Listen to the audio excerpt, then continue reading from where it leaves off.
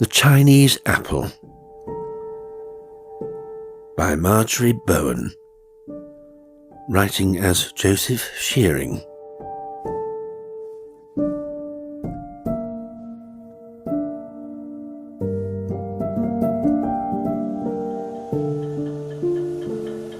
Isabelle Crosland felt very depressed when the boat train drew into the vast London station. The gas lamps, set at intervals down the platform, did little more than reveal filth, fog, and figures huddled in wraps and shawls. It was a mistake to arrive on Christmas Eve, a matter of missed trains, of indecision, and reluctance about the entire journey. The truth was, she had not wanted to come to London at all. She had lived in Italy too long to be comfortable in England. In Florence, she had friends, admirers. She had what is termed private means. And she was an expert in music. She performed a little on the harpsichord, and she wrote a great deal about ancient musical instruments and ancient music. She had been married and widowed some years before, and was a childless woman who had come to good terms with life. But with life in Florence, not London. Mrs. Crosland really rather resented the fact that she was performing a duty. She liked things to be taken lightly, even with a touch of malice, of heartlessness. And here she was in this gloomy, cold station, having left the pleasant south behind, just because she ought to be there. How, she thought, as she watched the porter sorting out her baggage, I dislike doing the right thing. It is never becoming, at least to me. A widowed sister she scarcely remembered had died. There was a child, quite alone. She, this Lucy Baywood, had written, and so had her solicitors. Mrs. Crosland was her only relation. Money was not needed. Companionship was. At last it had been arranged. The child was coming up from Wiltshire. Mrs. Crosland was to meet her in London and take her back to Florence. It really would be, Isabelle Crosland reflected, a flat sort of Christmas. She wished that she could shift her responsibility, and as the four-wheeled cab took her along the dingy streets, she wondered if it might not be possible for her to evade taking Lucy back to Italy. London was oppressive. The gutters were full of dirty snow. Overhead was a yellow fog.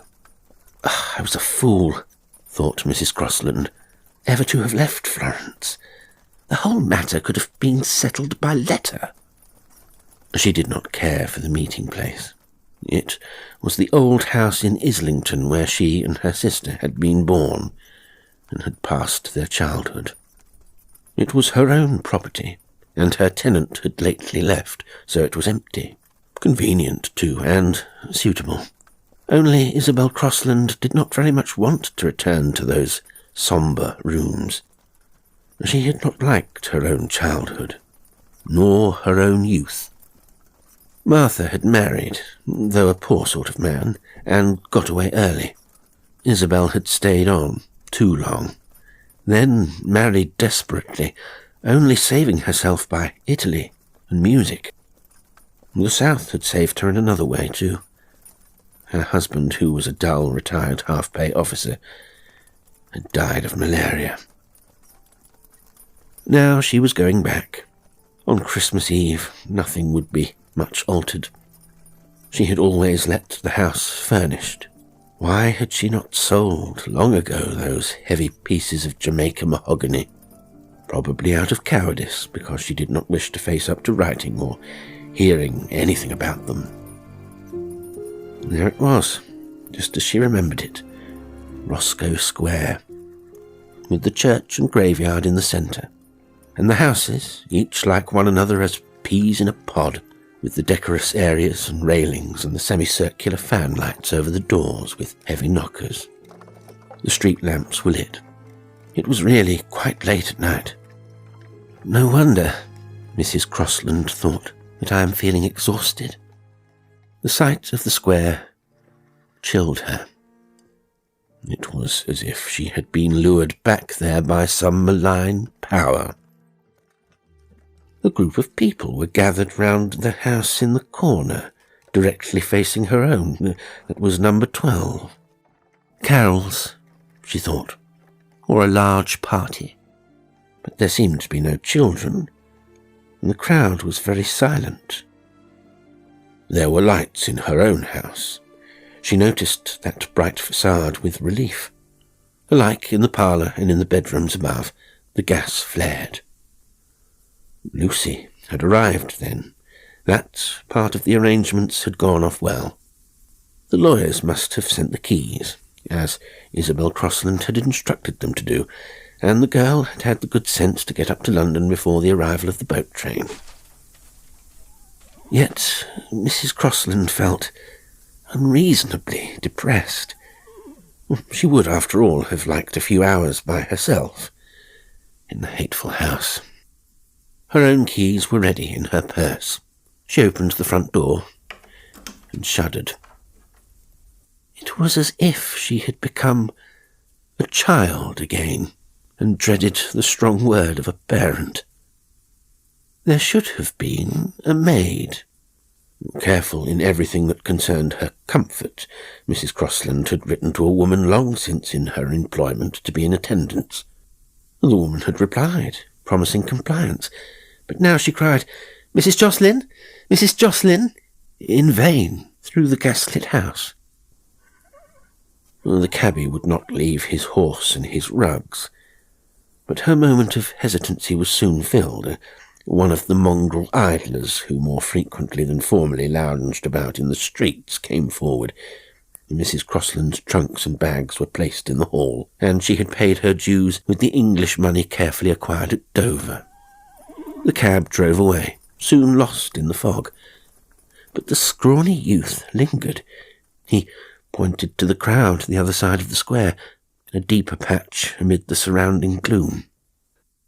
"Something is happening there, Mum," he whispered. "Something horrible, you mean?" Mrs. Crosland was annoyed she had said this, and added, "No, of course not. It is a gathering for Christmas." With this, she closed her front door on the darkness and stood in the lamp-lit passage. She went into the parlour, so well remembered, so justly hated. The last tenant, selected prudently, had left everything in even too good a state of preservation, save for some pale patches on the walls where pictures had been altered. Everything was as it had been. Glowering round, Mrs. Crosland thought what a fool she had been to stay there so long. A fire was burning, and a dish of cakes and wine stood on the deep red mahogany table. With a gesture of bravado, Mrs. Crosland returned to the passage, trying to throw friendliness into her voice as she called out, "Lucy! Lucy, my dear! It is I, your Aunt Isabelle Crosland." She was vexed with herself that the words did not have a more genial sound. "I am ruined," she thought, "for all family relationship." A tall girl appeared on the first landing. "I have been waiting," she said, "quite a long time." In the same second, Mrs. Crosland was relieved that this was no insipid bore, and resentful of the other's self-contained demeanour. "Well," she said, turning it off with a smile, "it doesn't look as if I need have hurried to your assistance." Lucy Baywood descended the stairs. "Indeed, I assure you I am extremely glad to see you," she said gravely. The two women seated themselves in the parlour. Mrs. Crosland found Lucy looked older than her 18 years, and was also, in her dark, rather flashing way, beautiful. Was she what one might have expected Martha's girl to be? Well, why not? "I was expecting Mrs. Jocelyn, Lucy." "Oh, she was here. She got everything ready, as you see. Then I sent her home because it's Christmas Eve." Mrs. Crosland regretted this. She was used to ample service. "We shall not be able to travel until after Christmas," she complained. "But we can be very comfortable here," said Lucy, smiling. "No," replied Mrs. Crosland, the words almost forced out of her. "I don't think I can be comfortable here. I think we had better go to an hotel." "But you arranged this meeting." "I was careless. You can have no idea. You have not travelled?" "No." "Well, then, you can have no idea how different things seem in Florence, with the sun and one's friends about." "I hope we shall be friends." "Oh, I hope so. I did not mean that. Only the square and the house. You see, I spent my childhood here." Lucy slightly shrugged her shoulders. She poured herself out a glass of wine. What a false impression those schoolgirlish letters had given. Mrs. Crosland was vexed, mostly at herself. "You, since we have used the word, have friends of your own?" she asked. Lucy bowed her dark head. "Really," added Mrs. Crosland, "I fussed too much. I need not have undertaken all that tiresome travelling, at Christmas too. I am sorry that you did, on my account, but please believe that you are being of the greatest help to me." Mrs. Crosland apologised at once. "I am overtired. I should not be talking like this. I too will have a glass of wine. We ought to get to know each other." They drank, considering one another carefully. Lucy was a continuing surprise to Mrs. Crosland.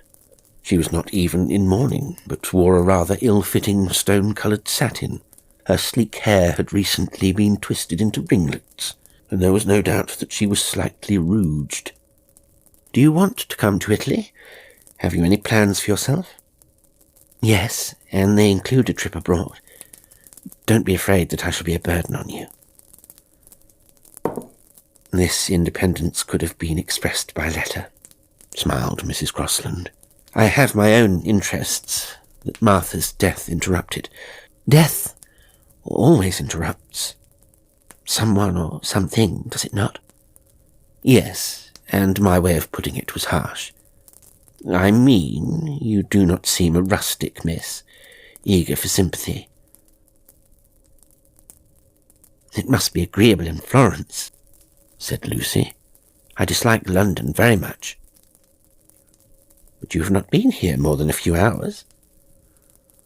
"Long enough to dislike it." "And your own home also? You did not like your own youth either, did you?" asked Lucy, staring. No, I understand. Poor Martha would be dull, and it is long since your father died. I see a narrow existence." "You might call it that. I was denied everything. I had not the liberty, the pocket money given to the kitchen maid." "It was true of me also," said Mrs. Crosland, shocked at her own admission.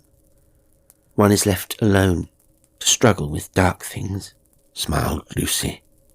"It is not a place that I dislike, but a condition, that of being young, vulnerable, defenceless." "As I was," agreed Mrs. Crosland. "I got away, and now I have music. I shall have other things." Lucy sipped her wine. "Well, one must talk of it. You are not what I expected to find. You were younger than I was when I got away," remarked Mrs. Crosland. "Still too old to endure what I endured." Mrs. Crosland shivered. "I never expected to hear this," she declared. "I thought you would be a rather flimsy little creature. And I am not." "No. Indeed, you seem to me quite determined. Well, I shall take your small cases upstairs. Mrs. Jocelyn will be here in the morning. There's a good child." Mrs. Crosland tried to sound friendly. She felt that she ought to manage the situation better. It was one that she had ordained herself, and now it was getting out of hand. "Be careful with the smallest case in red leather. It has some English gold in it, and a necklace of Roman pearls that I bought as a Christmas present for you." Mrs. Crosland felt that the last part of this sentence fell flat.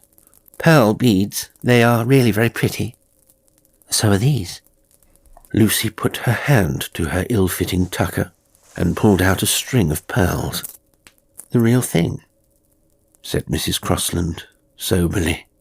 "I did not know that Martha—" Lucy unclasped the necklace and laid it on the table. The sight of this treasure loosened Mrs. Crosland's constant habit of control. She thought of beauty, of seawater, of tears, and of her own youth, spilled and wasted away, like water running into sand. "I wish I had never come back to this house," she said passionately. Lucy went upstairs. Mrs. Crosland heard her moving about overhead. How well she knew that room, the best bedroom where her parents had slept.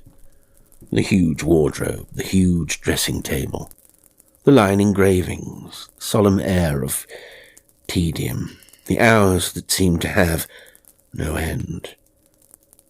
What had gone wrong with life anyway? Mrs. Crosland asked herself this question fiercely, daunted, almost frightened by the house. The fire was sinking down, and with cold hands she piled on the logs. How stupid to return, even though it was such a reasonable thing to do. One must be careful of these reasonable things. She ought to have done the unreasonable, the reckless thing, forgotten this old house in Islington, and taken Lucy to some cheerful hotel. The steps were advancing, retreating overhead. Mrs. Crosland recalled old stories of haunted houses, how footsteps would sound in an upper story, and then, on investigation, the room be found empty. Supposing she were to go upstairs now and find the great bedroom forlorn, and Lucy vanished. Instead, Lucy entered the parlour. "I have had the warming pan in the bed for over 2 hours. The fire burns briskly, and your things are set out." Mrs. Crosland was grateful in rather, she felt, an apathetic manner. This journey had upset a painfully acquired serenity. She was really fatigued. The motion of the ship, the clatter of the train still made her senses swim. "Thank you, Lucy dear," she said, in quite a humble way. Then, leaning her head in her hand and her elbow on the table, she began to weep. Lucy regarded her quietly and drank another glass of wine. "It is the house," whimpered Mrs. Crosland. "Coming back to it. And those pearls. I never had a necklace like that." She thought of her friends, of her so-called successful life, and of how little she had really had. She envied this young woman who had escaped in time. "Perhaps you had an accomplice?" she asked cunningly. "Oh yes, I could have done nothing without that." Mrs. Crosland was interested, slightly confused by the wine and the fatigue. Probably, she thought, Lucy meant that she was engaged to some young man who had not been approved by Martha. But what did either of them mean by the word accomplice? "I suppose Charles Crosland helped me," admitted his widow. "He married me, and we went to Italy. I should never have had the courage to do that alone. By the time he died, I had found out about music, and how I understood it and could make money out of it. Perhaps, she thought to herself, Lucy will not want after all to come with me to Italy. What a relief if she marries someone. I don't really care if she has found a ruffian, for I don't like her. No, nor the duty, the strain and drag of it. She was sure that it was the house making her feel like that, because in this house she had done what she ought to have done so often. Such wretched meals, such miserable silences, such violences of speech, Such suppression of all one liked or wanted. Lucy said, "I see that you must have suffered, Mrs. Crosland. I don't feel I can be less formal than that. We are strangers. I will tell you in the morning what my plans are."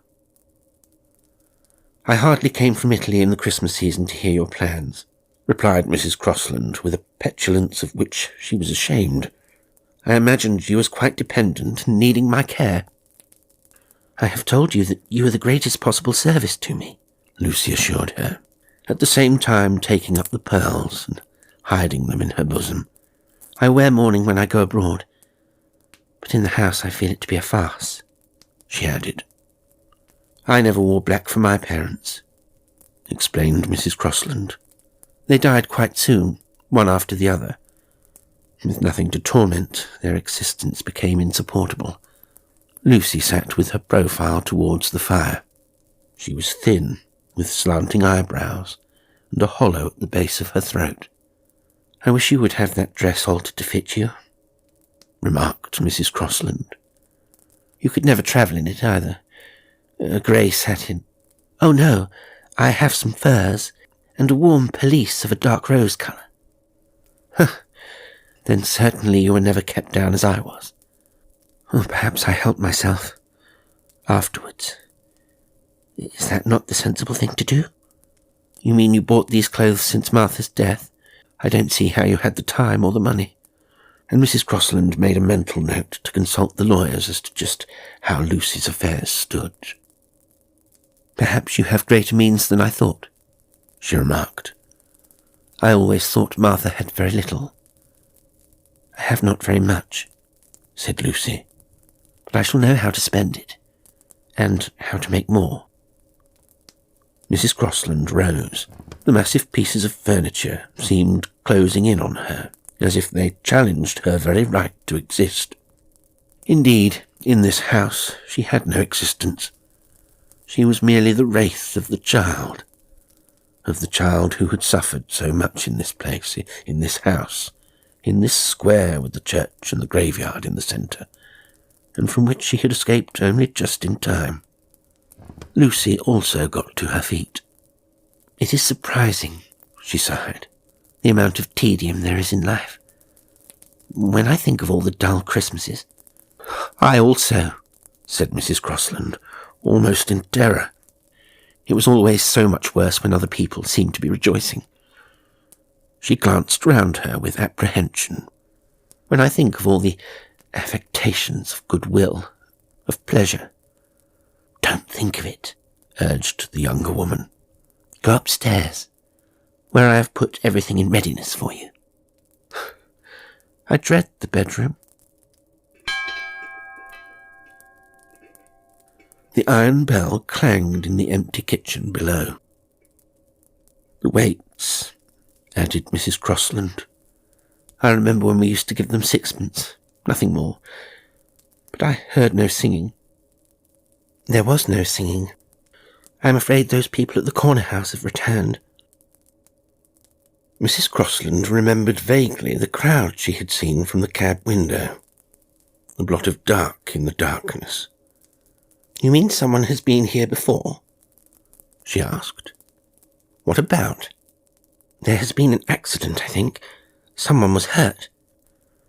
"But what could that have to do with us?" "Nothing, of course, but they said they might return." "Who is they?" Mrs. Crosland spoke confusedly, and the bell rang again. "Oh, do go, like a good child," she added. She was rather glad of the distraction. She tried to think of the name of the people who had lived in the house on the opposite corner. Inglis, was not that it? And one of the family had been a nun, a very cheerful, smiling nun. Or had she recalled it all wrongly? She sat shivering over the fire, thinking of those past musty Christmas days, when the beauty and magic of the season had seemed far away, as if behind a dense wall of small bricks. That had always been the worst of it, that somewhere, probably close at hand, people had really been enjoying themselves. She heard Lucy talking with a man in the passage. The accomplice, perhaps? She was inclined to be jealous, hostile, but the middle-aged and sober-looking person who followed Lucy into the parlour could not have any romantic complications. He wore a pepper and salt pattern suit and carried a bowler hat. He seemed quite sure of himself, yet not to expect any friendliness. "I am sorry to disturb you again," he said. "I am sorry that you should," agreed Mrs. Crosland. "But on the other hand, my memories of this house are by no means pleasant." "Name of Teal.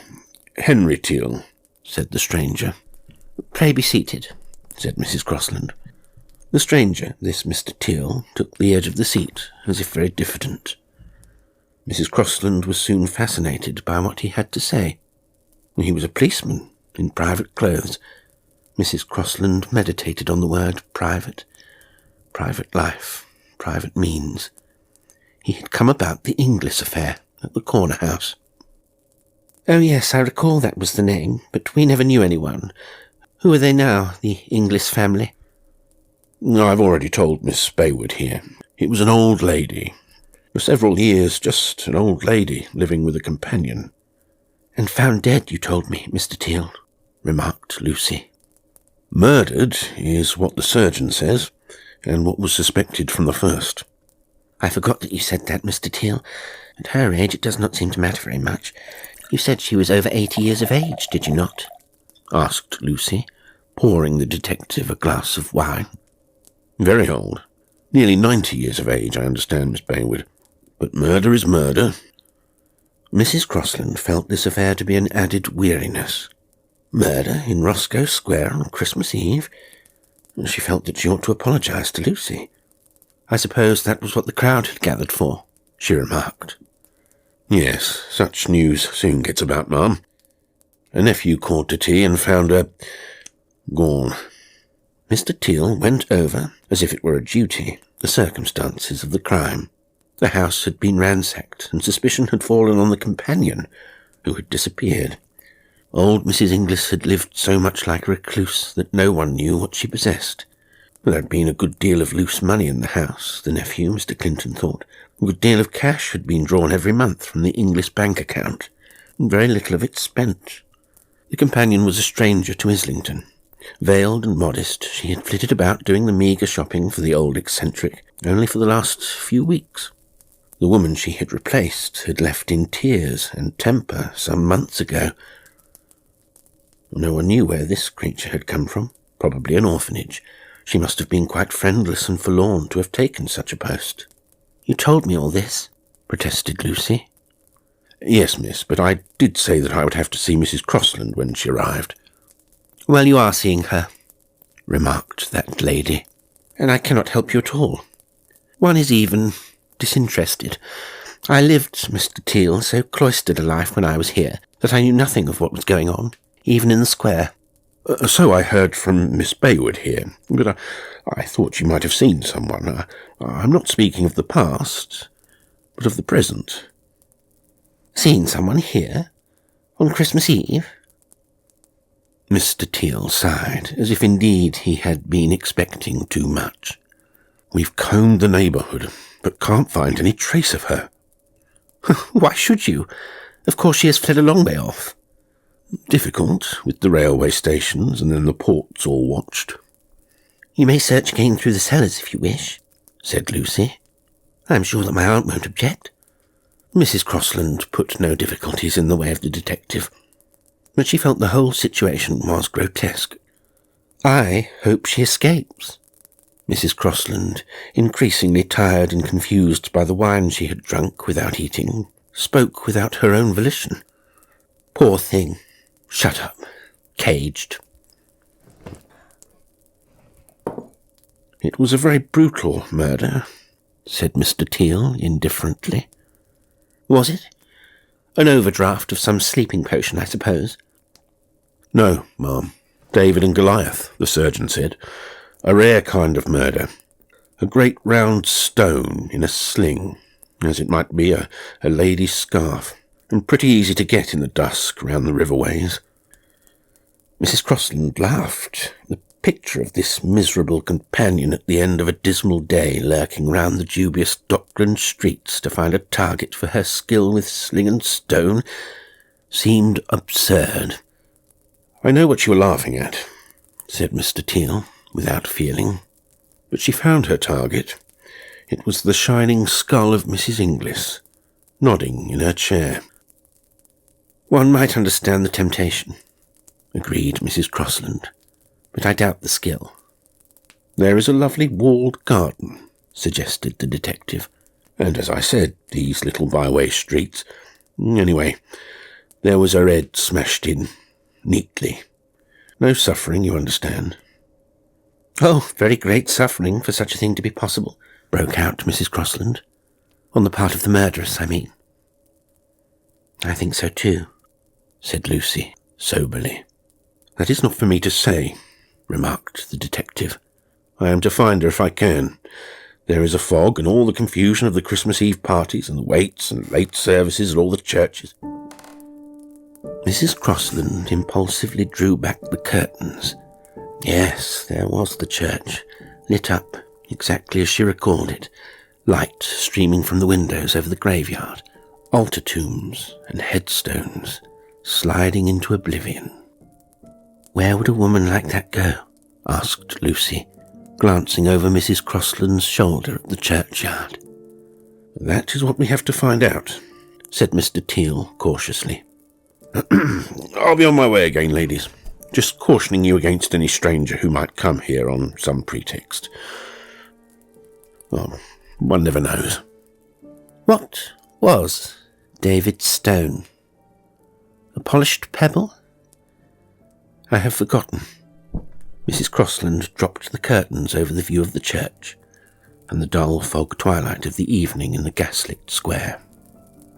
"The surgeon says it must have been a heavy stone, well aimed, and such is missing. Mr. Clinton, the nephew, her only visitor and not in her confidence, remarked on such a weapon, always on each of his visits, on the old lady's table." "How is that possible?" asked Mrs. Crosland. "Mr. Teal said that the object was known as the Chinese apple. It was of white jade, dented like the fruit, with a leaf attached, all carved in one, and beautifully polished. The old lady was very fond of it, and it was a most suitable weapon. But this dreadful companion," said Mrs. Crosland, now perversely revolted by the crime, "could not have had time to practice with this suitable weapon. She had not been with Mrs. Inglis long enough." "Ah," smiled Mr. Teal, "we don't know where she was before, ma'am. She might have had a deal of practice in some lonely place. Birds, ma'am, and rabbits, watching in the woods, like boys do." Mrs. Crosland did not like this picture of a woman lurking in coverts with a sling. She bade the detective good evening, and Lucy showed him to the door. In the moment that she was alone, Mrs. Crosland poured herself another glass of wine. When Lucy returned, she spoke impulsively. "Oh, Lucy, that is what results when people are driven too far. They kill and escape with the spoils greedily. I do wish this had not happened. What sort of woman do you suppose this may have been?" "Harsh, of course, and elderly. Mr. Till, when he came before, said she might be in almost any disguise." "Almost any disguise," repeated Mrs. Crosland, thinking of the many disguises she had herself worn, until she had found herself in the lovely blue of Italy, still disguised, but pleasantly enough. She hoped that this mask was not now about to be torn from her. The old house was very oppressive. It had been foolish to return. A relief, of course, that Lucy seemed to have her own plans, but the house was what really mattered. The returning here and finding everything the same, and the memories of that dreadful childhood. Lucy had suffered also, it seemed. Odd that she did not like Lucy, did not feel any sympathy with her or her schemes. At last she found her way upstairs and faced the too familiar bedroom. Her own was at the back of the house, That is, it had been. She must not think like this. Her own room was in the charming house of the villa in Fiesole. This place had nothing to do with her at all. But it had, and the knowledge was like a lead cloak over her. Of course it had. She had returned to meet not Lucy, but her own childhood. Old Mrs. Inglis. How did she fit in? Well, probably she had always been there, even when the woman who was now Isabelle Crosland had been a child. Always there, obscure, eccentric, wearing out a succession of companions, until one of them brained her with the Chinese apple, the jade fruit slung from a lady's scarf. "Oh dear," murmured Mrs. Crosland. "What has that very old woman got to do with me?" Her cases were by her bedside, and she was too tired to examine them. Lucy had been scrupulous in putting out her toilet articles. She began to undress. There was nothing to do but to rest. What was it to her that a murderess was being hunted round Islington? What had Mr. Teal said? The stations, the docks. She was half undressed and had pulled out her wrapper when the front doorbell rang. Hastily covering herself up, she was out on the landing. At least this was an excuse not to get into the big, formal bed where her parents had died, even if this was only Mr. Teal returned. Lucy was already in the hall, speaking to someone. The gaslight in the passage illuminated the girl in the stone-coloured satin and the man on the threshold to whom she spoke. It was not Mr. Teal. Isabelle Crosland, halfway down the stairs, had a glance of a sharp face, vividly lit, a young man with his collar turned up, and a look of expectation in his brilliant eyes. He said something that Isabelle Crosland could not hear, and then Lucy closed the heavy front door. Glancing up at her aunt, she said, "Now we are shut in for the night." "Who was that?" asked Mrs. Crosland, vexed that Lucy had discerned her presence. "Only a neighbour, a curiosity-monger." Lucy's tone was reassuring. She advised her aunt to go to bed. "Really, it is getting very late. The church is dark again. All the people have gone home." "Which room have you, Lucy dear?" "That which you had, I suppose. The large room at the back of the house." "Oh, yes, that. Well, do not concern yourself. It has been a rather disagreeable evening, but it is over now." Lucy, dark and pale, stood in the doorway, hesitant for a second. Mrs. Crosland decided, unreasonably, not to kiss her, and bade her a quick good night of a forced cheerfulness. Alone, she pulled the chain of the gas ring, and was at once in darkness. Only wheels of light across the ceiling showed the passing of a lonely hansom cab. Perhaps Mr. Teal going home. Mrs. Inglis, too, would have gone home by now. The corner house opposite would be empty. Isabelle Crosland could not bring herself to sleep on the bed after all. Wrapped in travelling rugs, snatched up in the dark, she huddled on the couch. Presently she slept, but with no agreeable dreams. Impressive fancies lay heavily on her, and several times she woke, crying out. It was with a dismal sense of disappointment that she realized each time that she was not in Florence. With the dawn she was downstairs. Christmas morning. How ridiculous. No sign of Lucy, and the cold, dismal house was like a trap, a prison. Almost crying with vexation, Mrs. Crosland was forced to look into the room that had once been her own. The bed had not been slept in. On the white honeycomb coverlet was a package, and a note. This, a single sheet of paper, covered an opened letter. Mrs. Crosland stared at this, that was signed Lucy Baywood. It was a childish sort of scrawl.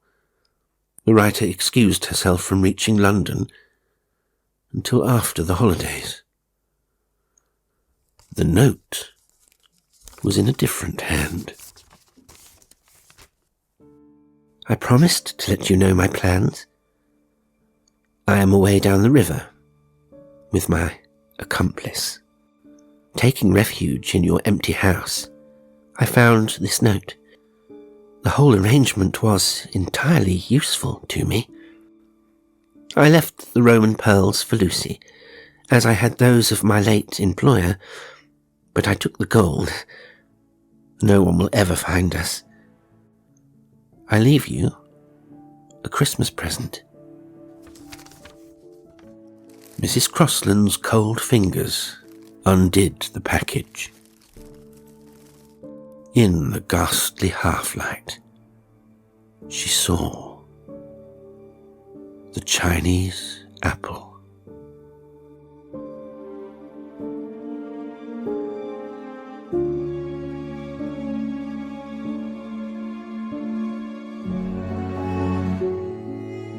Today's story was The Chinese Apple by Marjorie Bowen, writing as Joseph Shearing. It was read by Jasper L'Estrange. Well, I do hope you enjoyed it. And until next time, sweet dreams